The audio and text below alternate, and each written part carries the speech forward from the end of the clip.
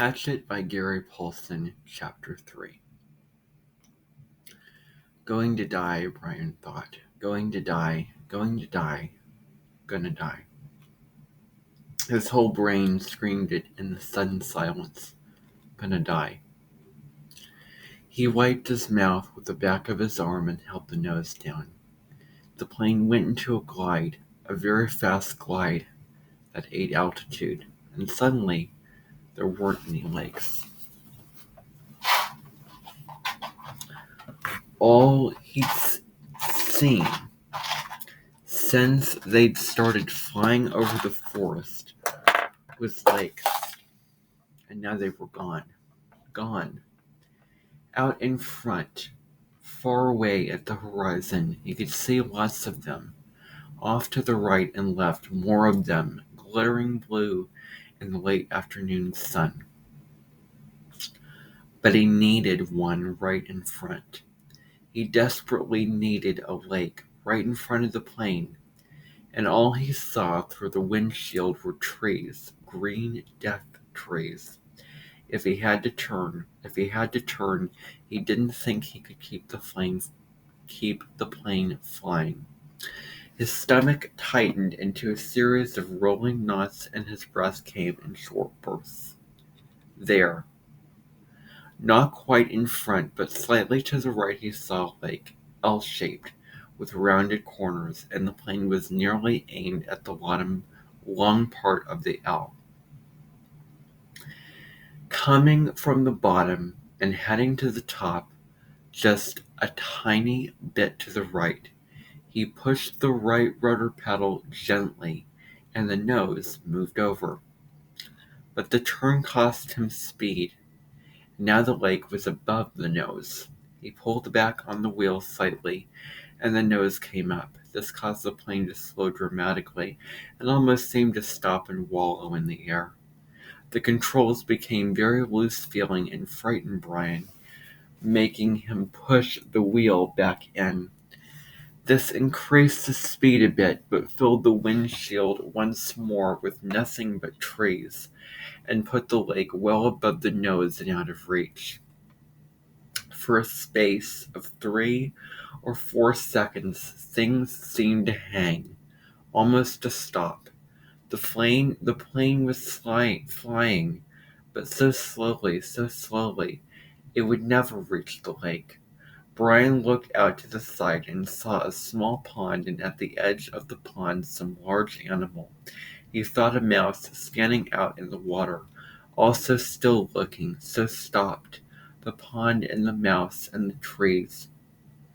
And he, as he slid over them now, only 300 or 400 feet off the ground, all like a picture. Then everything happened at once. Trees suddenly took on detail, filled his whole field of vision with green, and he knew he would hit and would die. But his luck held, and just as he was to hit, he came into an open lane, a channel of alien trees, a wide place leading to the lake. The plane committed now to landing, to crashing, fell into a wide place like a stone, and Brian eased back on the wheel and braced himself for the crash.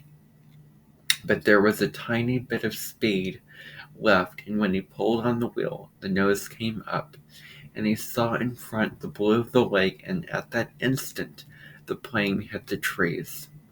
There was a great wrenching as the wings caught the pines at the side of the clearing and broke back, ripping back out just outside the main braces.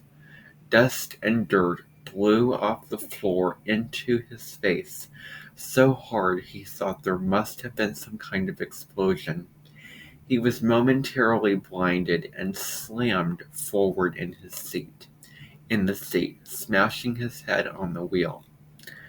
Then a wild crashing sound, ripping of metal, and the plane rolled to the right and blew through the trees, out over the water and down to slam into the lake.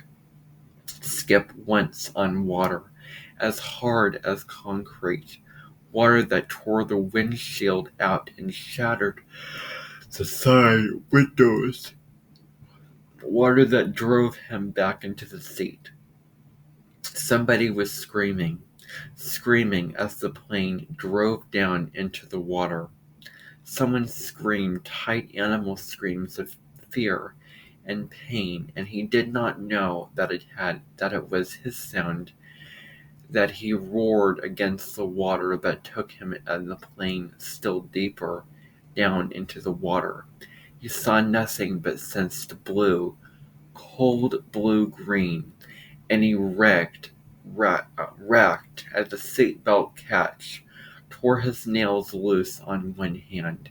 He ripped at it until it released, and somehow the water trying to kill him, to end him, somehow he pulled himself out of the shattered front window and clawed up into the blue, felt something hold him back, felt the windbreaker tear, and he was free.